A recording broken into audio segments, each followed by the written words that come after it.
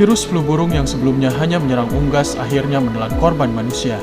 Masyarakat pun tersentak atas berita kematian beruntun 3 anggota keluarga Iwan Siswara di Tangerang yang dipastikan meninggal akibat virus yang dikenal dengan H2N1 itu.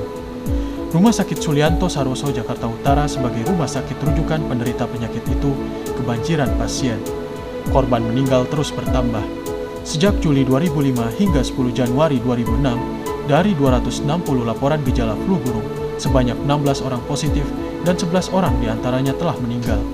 Pemerintah pun melakukan berbagai upaya penanggulangan, termasuk memusnahkan hewan ternak yang diduga terinfeksi virus itu.